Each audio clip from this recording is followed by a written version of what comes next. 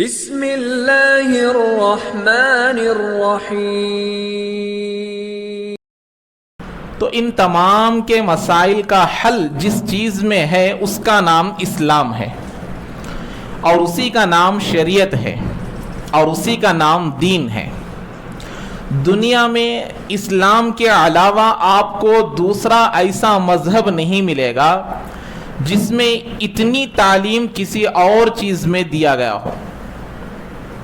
یعنی انسان اسلام میں جب داخل ہو جاتا ہے تو پیدائش سے لے کر موت تک جو بھی مسائل پیش آئیں گے، چاہے وہ کاروبار کے سلسلے میں ہو، شادی کے سلسلے میں ہو، معاملات کے سلسلے میں ہو، پیسہ کمانے کے سلسلے میں ہو، قرضہ لینے کے سلسلے میں ہو، قرضہ دینے کے سلسلے میں ہو، یا نکاح کرنے کے سلسلے میں ہو، خلا لینے کے سلسلے میں ہو، یا طلاق دینے کے سلسلے میں ہو، کسی بھی سلسلے میں چھوٹی سی چھوٹی بات پر بھی توجہ دلائی گئی، قرآن حدیث کے ذریعے سے اس کو حل کرنے کا اگر مذہب اگر کوئی دنیا میں ہے تو وہ اسلام کے علاوہ کوئی اور مذہب نہیں ہے۔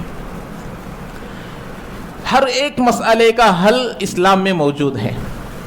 آج تک دنیا میں ایسا مسئلہ نہیں آیا جس کے بارے میں یہ بات بتائی گئی ہو کہ اس کا حل اسلام میں نہیں ہے۔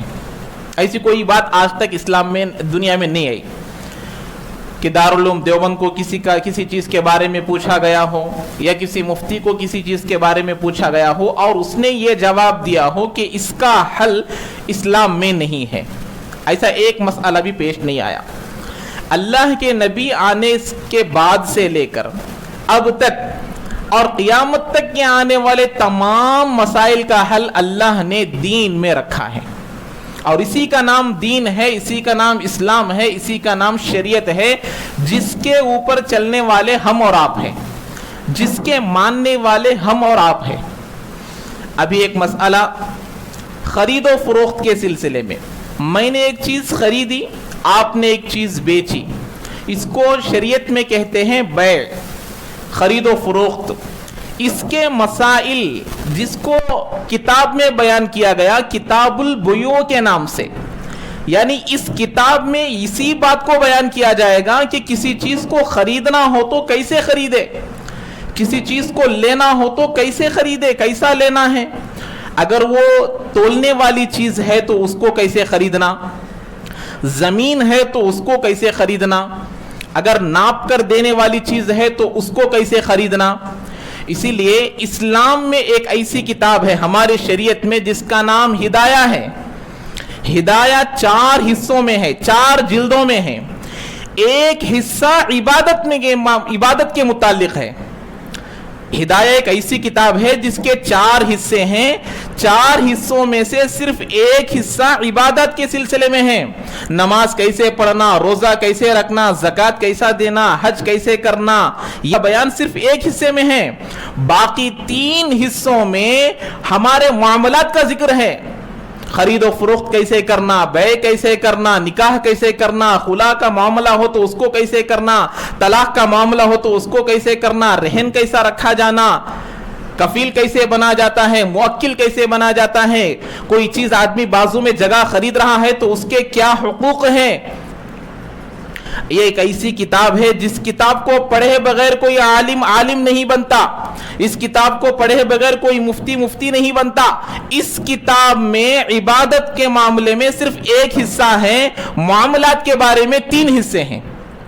تو یہاں کیا بات معلوم ہو رہی ہے، اسلام صرف نماز، روزہ، زکوٰۃ، حج کا نام نہیں ہے، اسلام صرف تقوی کا نام نہیں ہے، اسلام صرف حج کرنے کا نام نہیں ہے، اسلام صرف روزہ رکھنے کا نام نہیں ہے، اسلام صرف زکوٰۃ دینے کا نام نہیں ہے۔ اسلام ہم کو یہ بھی سکھاتا ہے کہ تمہارے معاملات صحیح ہو، تمہارے اخلاق صحیح ہو، تمہارا معاشرہ اچھا ہو، ان تمام چیزوں کو ملا کر ایک اسلام بنتا ہے، ایک شریعت بنتی ہے، ایک دین بنتا ہے۔ اس لیے ہم بارہا کہتے ہیں اسلام کے 5 شعبے ہیں، ایمانیات بھی اس میں ہیں، معاملات بھی اس میں ہیں، عبادات بھی اس میں ہیں، معاشرت بھی اس میں ہے، اخلاقیات بھی اس میں ہیں۔ یہ 5 چیزیں مل کر یہ ایک اسلام ہے۔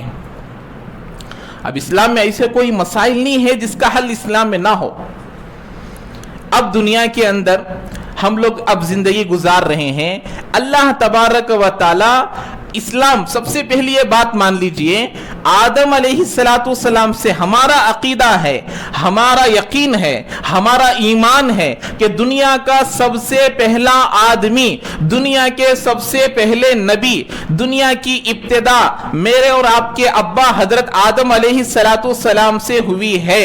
تو آدم علیہ السلام سے دنیا کی ابتدا ہوئی، ہونے کے بعد سے دین پر چلنے والوں کا ایک راستہ بنا، دین پر نہ چلنے والوں کا راستہ بنا.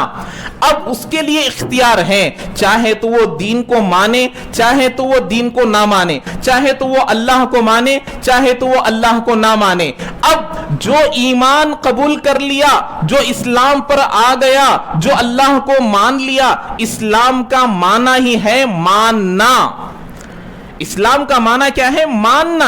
میرے عقل مانے یا نہ مانے، میرا دل مانے یا نہ مانے، لوگ مانے یا نہ مانے، میں مانتا ہوں کہ قرآن کے اندر جو باتیں ہیں وہ 100% صحیح ہیں، احادیث میں جو باتیں ہیں وہ 100% صحیح ہے، دین میں جو باتیں ہیں وہ 100% صحیح ہے. میری عقل میں بات نہیں آتی. خود حضرت علی رضی اللہ تعالی عنہ نے فرمایا، اسلام کی بنیاد عقل پر ہوتی، اسلام کی بنیاد سوچ پر ہوتی، اسلام کی بنیاد فکر پر ہوتی، تو ہمارا جو موزے پہننے کے بعد جو مساح کرتے ہیں وہ پیروں کے نیچے کرنے کا رہتا تھا، لیکن میرے نبی نے کہا جب موزے پہنو تو اوپر مساح کرو. ظاہری سی بات ہے، جب چمڑے کے موزے پہنتے ہیں تو آدمی اپنے گھر میں 24 گھنٹے تک موزہ پہن سکتا ہے.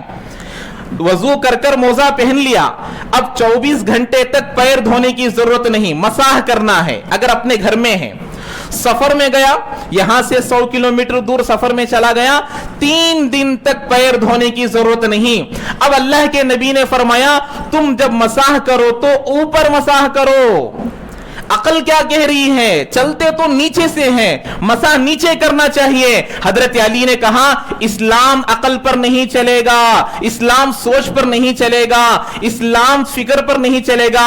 اسلام نام ہے اللہ کے حکم کو ماننے کا، اسلام نام ہے نبی کے حکم کو ماننے کا، اسلام نام ہے قرآن کو ماننے کا، اسلام نام ہے سنت کو ماننے کا، اسلام نام ہے نبی کے طریقے کو ماننے کا. میرا دل مانے یا نہ مانے، میرا باپ مانے یا نہ مانے، میری ماں مانے یا نہ مانے، دنیا کے لوگ مانے یا نہ مانے، دنیا کی حکومت مانے یا نہ مانے، ہماری حکومت مانے یا نہ مانے، جس نے لا الہ الا اللہ محمد رسول اللہ پڑھ لیا اس کے ذمہ لازم ہو گیا کہ تم نبی کی اتباع کرو. تو حضرت علی فرما رہے ہیں کہ عقل کے معاملے میں ہوتا تو مساح اوپر نیچے کرو، عقل کے معاملے کہ اللہ کے نبی نے کہا نہیں اوپر مساح کرو. یہ اسلام ہے. اب اللہ تبارک و تعالی ہمیں ایک ایسا دین دیا، تو اب ہم نے اسلام قبول کر لیا، ہم نے اسلام کو مان لیا. اب ہمارا دل چاہے یا نہ چاہے، ہمارا دل مانے یا نہ مانے، دنیا والے مانے یا نہ مانے، ہم نے آمنا صدقنا کہا، ہم نے آمنا صدقنا کہا. ہمارا دل، ہم دل و جان سے اپنے نبی کو مانتے ہیں، ہم اپنے دل و جان. ہاں ایک بات یاد رکھیے، کسی کو مجبور نہیں ہے، کسی کو ہم مجبور نہیں کرتے کہ تم دین کو مانو، ہم کسی کو مجبور نہیں کرتے کہ تم نبی کو مانو، ہم کسی کو مجبور نہیں کرتے کہ تم قرآن کو مانو، ہم کسی کو مجبور نہیں کرتے کہ تم سنت کو مانو. اللہ نے قرآن مجید میں ارشاد فرمایا لا اکراہ فی الدین، دین میں مجبوری نہیں ہے. کیا ہو؟ تم اللہ کو ہی ماننا ہے، تم نبی کو ہی ماننا ہے، تم قرآن کو ہی ماننا ہے، تم دوسروں کی پوجا نہیں کرنا، تم دوسرے خدا کو نہیں ماننا، تم دوسرے قانون کو نہیں ماننا. ہم ایسا کبھی بھی نہیں کہتے. اللہ نے قرآن میں کہا لا تسبوا الذین یدعون من دون اللہ. اللہ فرما رہے ہیں اللہ کو چھوڑ کر دوسروں کی عبادت کرنے والوں کو گالیاں مت دو. وہ دوسروں کی عبادت کر رہے ہیں تو ان کے حال پر انہیں چھوڑ دو. لکم دینکم ولی دین، تمہارا دین تمہارے ساتھ، میرا دین میرے ساتھ. تو اسلام کو سمجھنا ہے. اسلام کا معنی ہے میں نے مان لیا, میں دل و جان سے مان لیا. اسلما یسلمو کا معنی ہی آتا ہے میں نے مان لیا, میں نے قبول کر لیا. جیسے اگریمنٹ آتا ہے, پیپر آتا ہے, اس کے نیچے آدمی سائن کر دیا, اوپر جو میٹر ہے اس کو آدمی مان لیا, چاہے وہ اس کو پڑھا ہو نہ پڑھا ہو. جب اس کی سائن وہاں پڑ گئی تو ختم, اب وہ اوپر کے باتوں کو مان لیا. ہم نے اوپر کے اگریمنٹ کے میٹر کو پڑھ کر مانے ہیں, ہم نے لا الہ الا اللہ کو پڑھ کر مانا ہے, ہم نے اشہد ان لا الہ الا اللہ کی گواہی دے کر مانا ہے. تو اب ہم دنیا والوں کی بات ماننے والے نہیں ہیں. اب اس میں ہمارا نقصان ہو, اس میں ہمارا فائدہ ہو, اس میں ہمارے لیے کوئی تکلیف ہو, اس میں ہمارے لیے کسی بھی قسم کی پریشانی آنے والی ہو, تو اس سے ہمیں کوئی لینا دینا نہیں ہے. اللہ نے فرمایا کہ تمہارے لیے ضروری ہے کہ تم دین پر چلو. یا ایھا الذین آمنوا ادخلوا فی السلم کافہ, اے ایمان والو تم پورے کے پورے دین پر آ جاؤ, تھوڑا بہت نہیں, پورے کے پورے دین پر آ جاؤ. اب دین پر آنا ضروری ہے, دین پر چلنا ضروری ہے. تو اسلام کے ایسے کئی معاملات ہیں, اسلام کے ایسے کئی مسائل ہیں جس کا حل اسلام کے علاوہ کوئی اور مذہب آپ کو نہیں دے سکتا. میں بارہا آپ کو بتا رہا ہوں, اسلام کے اندر, ہمارے شریعت کے اندر ایک ایسی کتاب ہے جس کو پڑھے بغیر کوئی عالم نہیں بنتا, اس کو پڑھے بغیر کوئی مفتی نہیں بنتا, جس کا نام ہدایہ ہے, جس کے 4 جلد ہے, 4 حصے ہیں. ایک حصہ صرف عبادت کے متعلق ہے, 3 حصے معاملات کے متعلق ہیں. ایسا دین, ایسا مذہب آپ کو دنیا میں کسی اور جگہ نہیں ملے گا. ایک آدمی رہن کوئی چیز کسی کے پاس لیز کے طور پر رکھ رہا ہے, اس کے مسائل تفصیل کے ساتھ جز اس کے اندر منقول ہے. آپ جا کر دیکھیے, ایک آدمی قرضہ لیا, اس کے کیا مسائل ہیں, ایک آدمی نے قرضہ دیا, اس کے کیا مسائل ہیں. اسلام ہم کو یہ سکھاتا ہے کہ قرضہ لینا دینا بھی عبادت ہے, جب وہ اسلام کے طریقے پر چلے, اسلام کے موافق رہے. یہ ہمارا دین ہے, یہ ہمارا یقین ہے, یہ ہمارا ایمان ہے. اسلام کے اندر جو باتیں ہمیں بتائی گئی ہیں ہم اس کو دل و جان سے مانتے ہیں. اب قرضہ دینا, قرضہ لینا یہ عبادت ہے. ایک آدمی قرضہ لے رہا ہے دینے کے ارادے سے, ایک آدمی قرضہ دے رہا ہے مدد کرنے کے ارادے سے. اللہ کے نبی علیہ الصلوۃ والسلام کے شریعت میں یہ بات ملتی ہے کہ یہ قرضہ دینا لینا یہ عبادت ہے. اگر کوئی آدمی قرضہ لے رہا ہے نہ دینے کے ارادے سے, دھوکہ دینے کے ارادے سے, اللہ کے نبی نے ہمارے شریعت کے موافق, نبی کے شریعت کے موافق وہ حرام ہے, دھوکہ ہے. اب بتائیے ایسا دین, ایسا مذہب آپ کو دنیا میں کہاں ملے گا؟ یہ اللہ کے نبی علیہ الصلوۃ والسلام نے ہمیں تعلیم دی ہے. تو میرے بھائیوں, دین ایک ایسا مذہب ہے, اللہ کے نبی علیہ الصلوۃ والسلام نے خود فرمایا لا یؤمن احدکم حتی یکون ہواء تبعا لما جئت بہ. اللہ کے نبی نے فرمایا اے مسلمانوں, تم سب کے سب کامل ایمان والے اس وقت تک نہیں بنو گے جب تک تمہارے خواہشات میرے لائے ہوئے دین کے موافق نہ ہو جائے. دین کے موافق کا ہونا ضروری ہے. دین کے موافق ہمارے خواہشات, ہمارے معاملات, ہمارا معاشرہ, ہمارے اخلاقیات دین کے موافق ہو جائے. ہمارے نبی علیہ الصلوۃ والسلام کے تعلیمات کو اٹھا کر دیکھیے, ہمارے دارالاسلام ہونے کے باوجود اسلام کے اندر کم و بیش 800 سال تک مسلمانوں نے حکومت کی ہے. 100 سال 200 سال نہیں, 800 سال تک مسلمانوں نے حکومت کی, لیکن کبھی بھی پورے دیگر مذاہب کے لوگوں کے اوپر یہ قانون لاگو نہیں کیا کہ یہاں پر اسلام کے علاوہ کسی اور مذہب پر عمل کرنے کی اجازت نہیں ہے. ایسا قانون 800 سال میں نہیں لے کر آئے. اسلام اس کی دعوت ہی نہیں دیتا. اسلام تو یہ کہتا ہے ہر ایک کو اپنے اپنے مذہب پر عمل کرنے دو. لا تسبوا الذین یدعون من دون اللہ, تم ان کو گالیاں مت دو جو اللہ کو چھوڑ کر دوسروں کی عبادت کرتے ہیں. تو آج دنیا کے اندر, ہمارے ہندوستان کے اندر ایک قانون لایا جا رہا ہے جس کا نام یونیفارم سول کوڈ ہے, یعنی کہ UCC. اس کا کیا مطلب کہ جس طریقے سے آدمی جب کوئی غلط کام کرتا ہے, جیسے چوری کر لیا یا مرڈر کر دیا, اب اس کے لیے سزا ہے. अब वहां वो मुसलमान हो, हिंदू हो, सिख हो, बुद्धिस्ट हो, कोई भी हो, अब सजा देने के वक्त में उसको देखा नहीं जाता कि ये कौन से मजहब वाला है, कौन से कैस्ट वाला है, नहीं देखा जाता। इसको कहते हैं एक कॉमन सिविल कोड। अब ये हुआ क्रिमिनल के बारे में। अब यहां यूनिफॉर्म सिविल कोड का मतलब है मामलात में भी एक कानून लाना चाहते हैं। जैसे क्राइम में एक ही कानून है, ऐसे ही मामलात में एक कानून लाना चाहते हैं कि अब तुम्हारा निकाह होगा इस्लाम के मुआफिक नहीं, तुम्हारा निकाह होगा हिंदुइज्म के मुताबिक नहीं, तुम्हारा निकाह होगा अब क्रिश्चियंस के मुआफिक नहीं, अब तुम्हारा निकाह होगा यूनिफॉर्म सिविल कोड के मुआफिक। तुम्हारा तलाक का मामला ऐसा होगा, तुम्हारा खुला का मामला ऐसा होगा। तो अब एक कानून लाने की कोशिश की जा रही है। हमारा दीन, हमारा इस्लाम, हमारी शरीयत ऐसी है जिस शरीयत को नबी नहीं बदल सकते, जिस शरीयत को सहाबा नहीं बदल सकते, जिस शरीयत को औलिया नहीं बदल सकते, जिस शरीयत को मुफ्तियान नहीं बदल सकते, जिस शरीयत को उलमा नहीं बदल सकते, जिस शरीयत को अकाबिरीन नहीं बदल सकते, जिस शरीयत को फुकहा नहीं बदल सकते।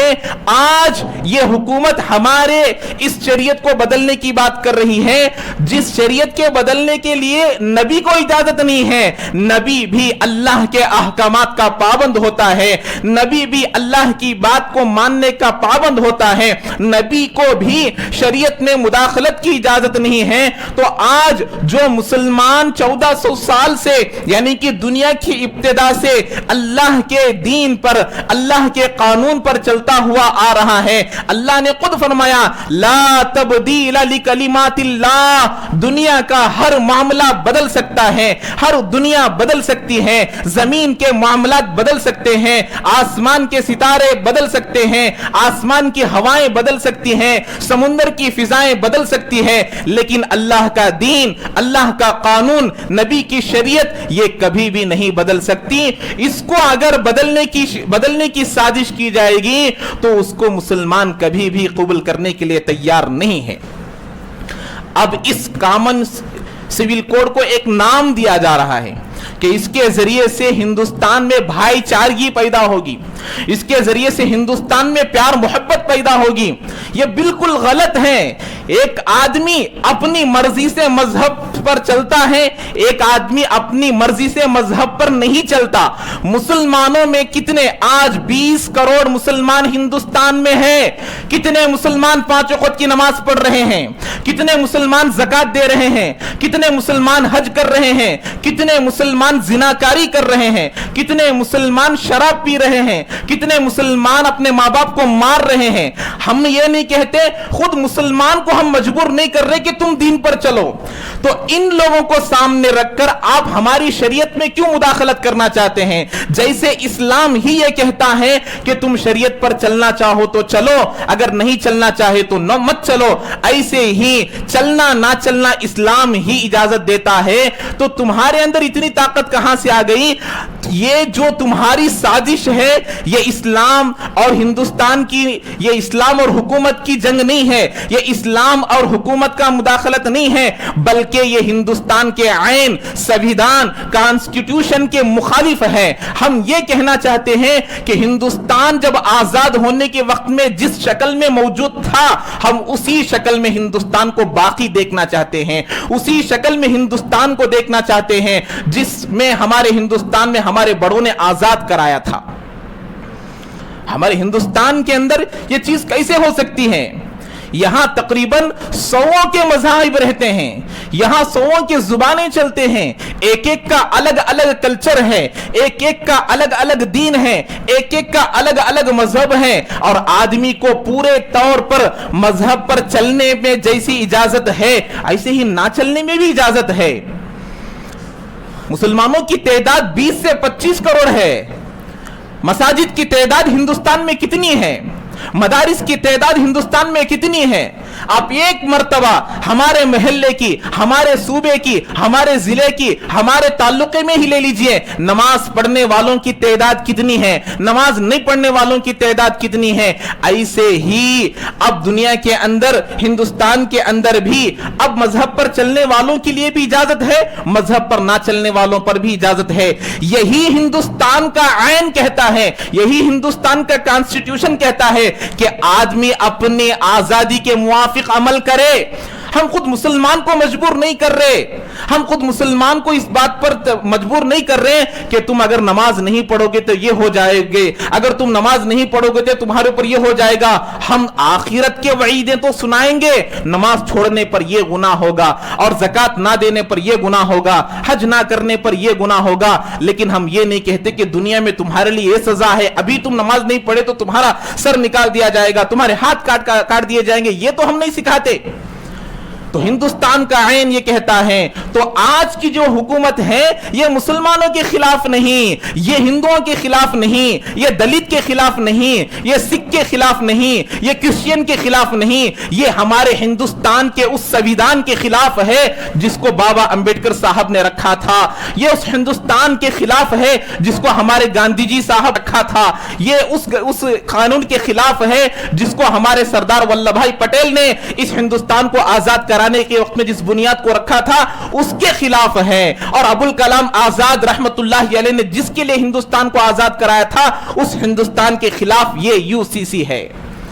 تمام ہندوستان کے لوگوں کے لیے ضروری ہے کبھی بھی اس یو سی سی کو کسی مذہب کے ساتھ مت جوڑیے. یہ یو سی سی مسلمانوں کے خلاف نہیں, یہ کرسچین کے خلاف نہیں, یہ یو سی سی کسی مذہب کے خلاف نہیں, یہ ہمارے ہندوستان کے خلاف ہے, یہ ہمارے ہندوستان کے کانسٹیٹیوشن کے خلاف ہے, یہ ہمارے ہندوستان کے آئین کے خلاف ہے, یہ ہمارے بابا امبیڈکر صاحب کے خلاف ہے, جو ہم ماننا نہیں چاہتے.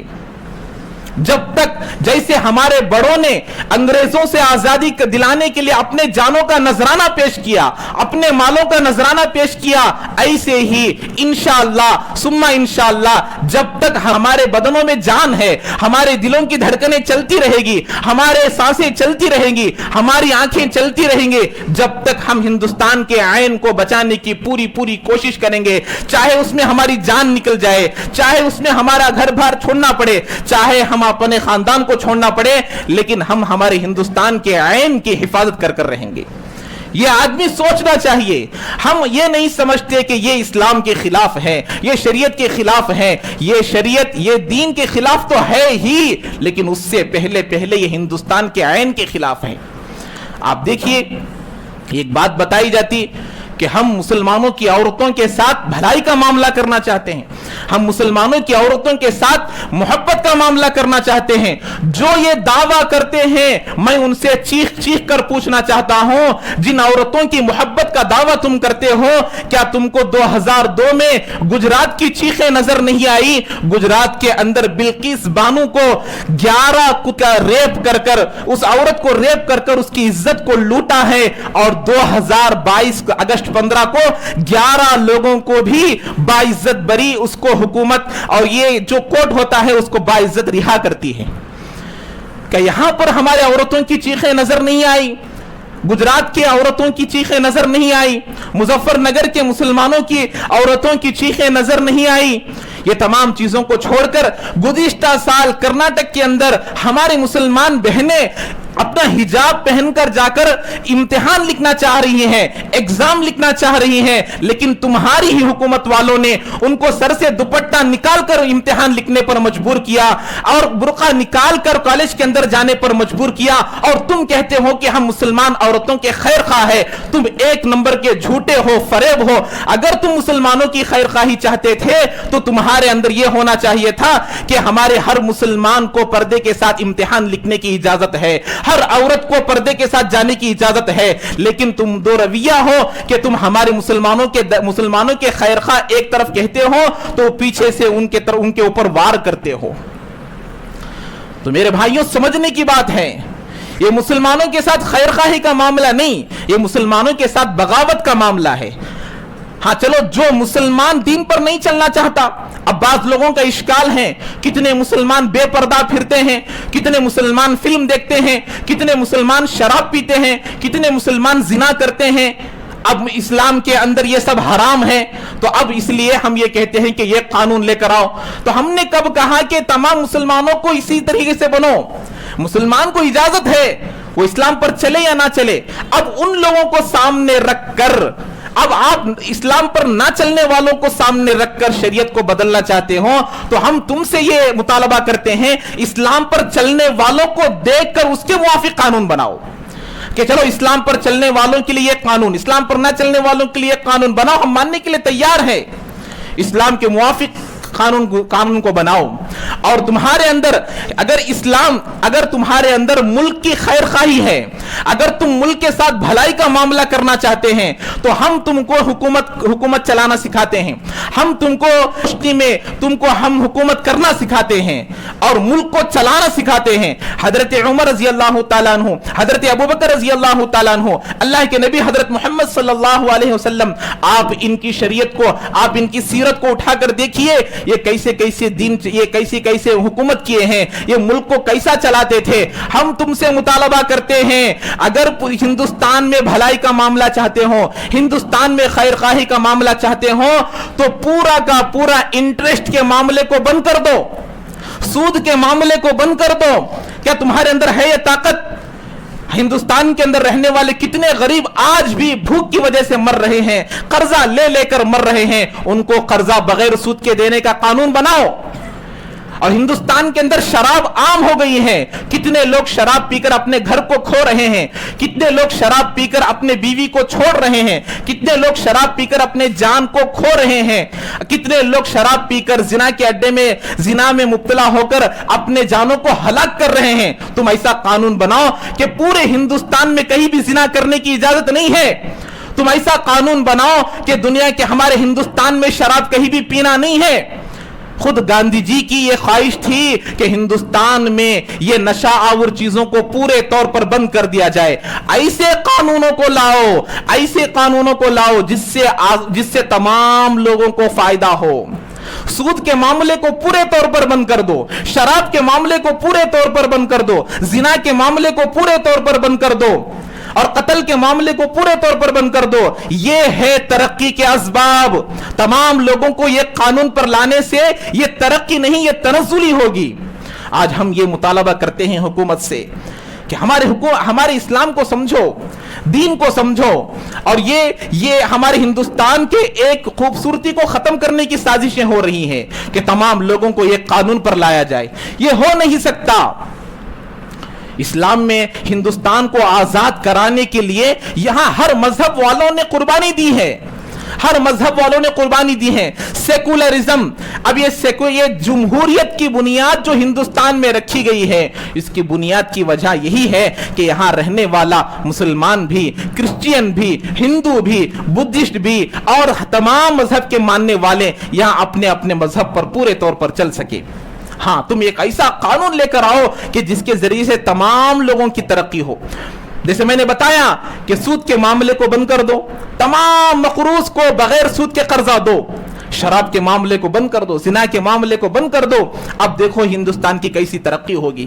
لیکن تم یہ جاننا نہیں چاہتے, تم اس کو کرنا نہیں چاہتے, اور جھوٹے دعوے کرتے ہو کہ ہم مسلمانوں کے خیر خواہ ہیں, مسلمان عورتوں کے خیر خواہ ہیں. ایسے جھوٹے دعوے داروں کے لیے ہمارے پاس دلیلیں موجود ہیں کہ گجرات کے اندر ہمارے بلقیس بانو کے ساتھ کیسا معاملہ کیا گیا.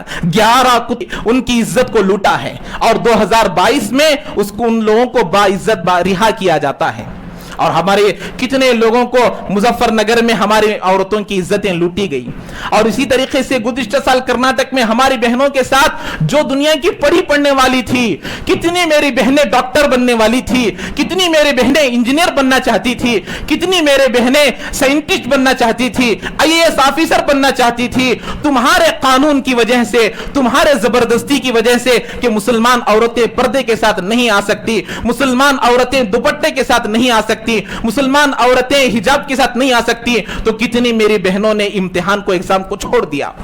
اگر تمہارے اندر خیر خواہی ہوتی, تمہارے اندر محبت ہوتی, تمہارے اندر اگر اصلاح کا معاملہ ہوتا تو تم اجازت دیتے. آج جیسا یونیفارم سول کوڈ کا تم اعلان کر رہے ہو, ایسا تم اعلان کرتے کہ کرناٹک میں جو یہ قانون لایا جا رہا ہے ہم اس کو منع کرتے ہیں.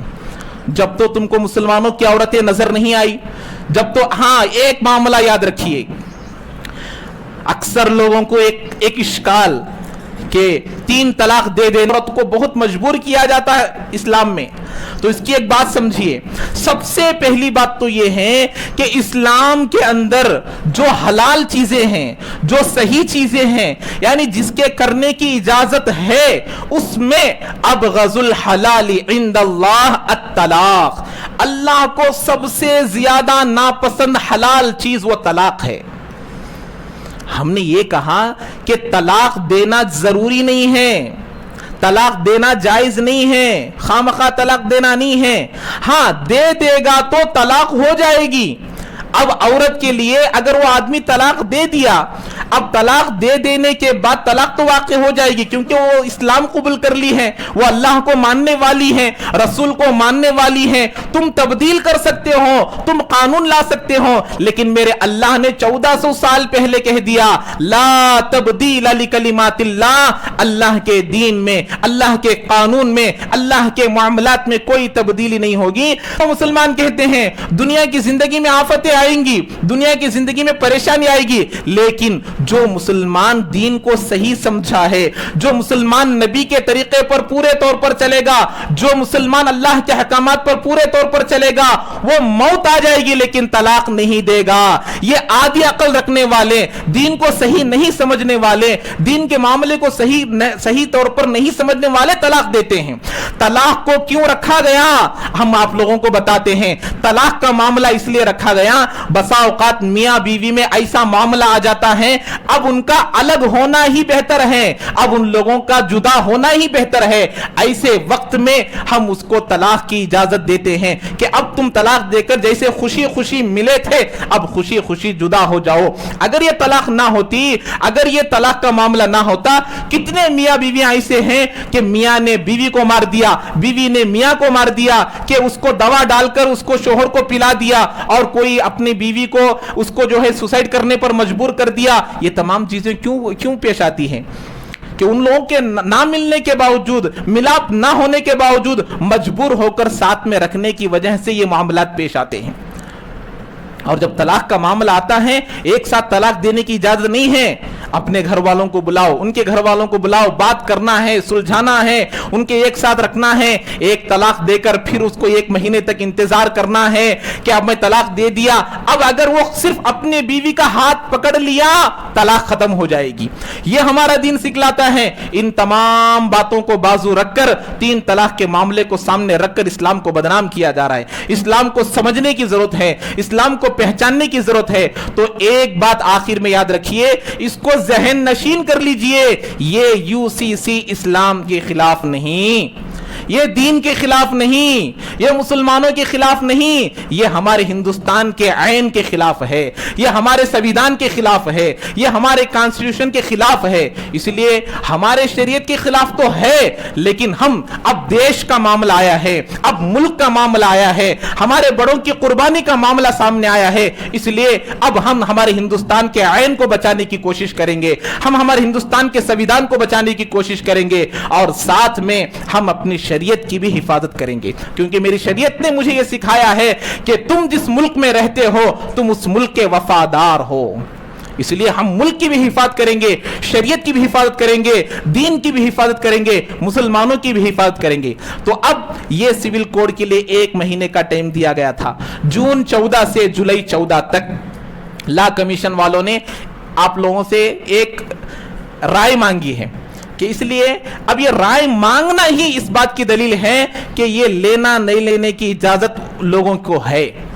تو ابھی آپ یہاں پر دیکھیے، اس کے 2 طریقے ہیں. ایک تو یہاں پیپر ہے، آپ لوگ نماز پڑھنے کے بعد جن کے پاس چھوٹا موبائل ہے وہ تمام لوگ اس کے اندر ایڈریس لکھ کر، سائن کر کر، آج کی ڈیٹ ڈال کر، آدھار نمبر اور فون نمبر لکھ کر اس کو پوسٹ کر رہا ہے. ایک پوسٹ کرنے کے لیے 20 سے 30 روپے آتے ہیں جن کے پاس چھوٹا موبائل ہے وہ لوگ. اور جن کے پاس بڑا موبائل ہے، یہاں وضو خانے کے پاس سکینر لگا دیا گیا ہے. جیسے فون پے کے لیے ہم جب پے کرتے ہیں تو سکینر کے ذریعے سے رقم منتقل کرتے ہیں، پیسے ڈال دیتے ہیں، ایسے ہی یہاں پر آپ جیسے ہی اس کو سکین کریں گے آپ کے پاس جی میل کا آپشن اوپن ہوگا. جی میل کو اوپن کیجئے. اب اس کے اندر 3 طرح کے ای میل آئی ڈی آ جائیں گے, ایک گورنمنٹ کے لیے, ایک لا کمیشن کے لیے اور ایک حکومت کے لیے. اس طریقے سے تینوں ای میل آ جائیں گے. اب اس کے نیچے ایک میٹر لکھا ہوا ہے, جیسے اس میں لکھا ہوا ہے ویسا ہی اس میں آ جائے گا. اب اس کے نیچے آپ اپنا نام, فون نمبر ڈال کر اس کو اوپر رائٹ سائڈ میں ایک یارو مارک رہے گا, اس کو دبا دیں گے تو وہ آٹومیٹک وہ لا کمیشن کو چلا جائے گا. اب صرف 13 تاریخ تک ٹائم ہے, اسی لیے جلد سے جلد اپنے عورتوں کا بھی, اپنے گھر والوں کا بھی, جو بھی بالغ حضرات ہے, جو بھی بڑے لوگ ہیں, ان تمام لوگ اپنے رائے کو وہاں تک پہنچانے کی پوری کوشش کریں. اللہ تعالی ہم تمام کو عمل کی توفیق نصیب فرمائے. جو حضرات سنت نہیں پڑھے سنت ادا فرما لے.